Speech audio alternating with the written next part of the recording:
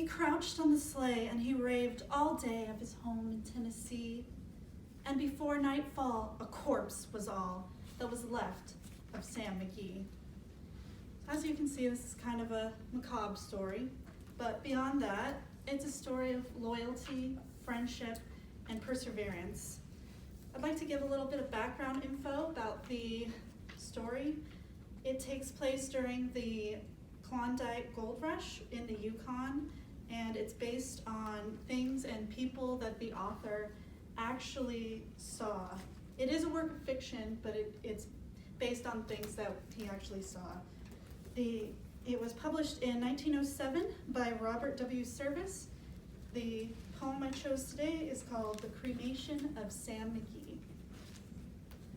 Now, Sam McGee was from Tennessee, where the cotton blooms and blows. Why he left his home in the south to roam around the pole, God only knows. It was always cold, but the land of gold seemed to hold him like a spell, though he'd often say in his homely way that he'd sooner live in hell. On a Christmas day, we were mushing our way over the Dawson Trail.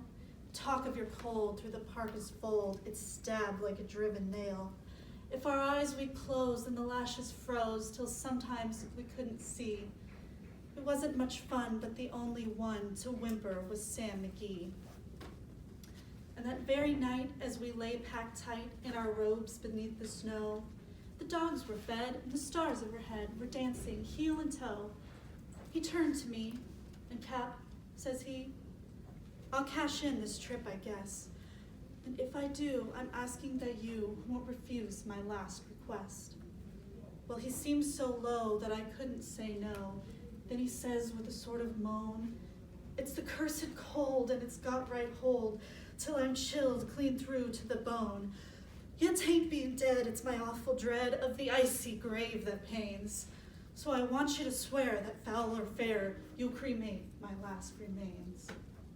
Well, a pal's last need is a thing to heed, so I swore I would not fail. We started on at the streak of dawn, but God, he looked ghastly pale. He crouched on the sleigh and he raved all day of his home in Tennessee. And before nightfall, a corpse was all that was left of Sam McGee. There wasn't a breath in that land of death, and I hurried horror-driven, with a corpse half hid that I couldn't get rid because of a promise given. It was lashed to the sleigh, and it seemed to say, you may tax your brawn and brains, but you promised true, and it's up to you to cremate those last remains. Now a promise made is a debt unpaid, and the trail has its own stern code. In the days to come, though my lips were dumb, in my heart how I cursed that load. In the long, long night by the lone firelight, while the huskies round in a ring howled out their woes to the homeless snows, oh God, how I loathed the thing. And every day that quiet clay seemed to heavy and heavier grow. And on I went, though the dogs were spent and the grub was getting low. The trail was bad and I felt half mad, but I swore I would not give in. And I'd often sing to the hateful thing, and it hearkened with a grin. Till I came to the marge of Lake Labarge, and a derelict there lay. It was jammed in the ice, but I saw in a trice it was called the Alice May. And I looked at it, and I thought a bit. And I looked at my frozen chum. Then here, said I, with a sudden cry, is my crematorium. Some planks I tore from the cabin floor, and I lit the boiler fire. Some coal I found that was lying around, and I heaped the fuel higher. The flames just soared and the furnace roared, such a blaze you seldom see. And I burrowed a hole in the glowing coal, and I stuffed in Sam McGee. Then I made a hike, for I didn't like to hear him sizzle so. And the heavens scowled, and the huskies howled, and the wind began to blow. It was icy cold, but the hot sweat rolled down my cheeks, and I don't know why. And the greasy smoke in an inky cloak went streaking down the sky.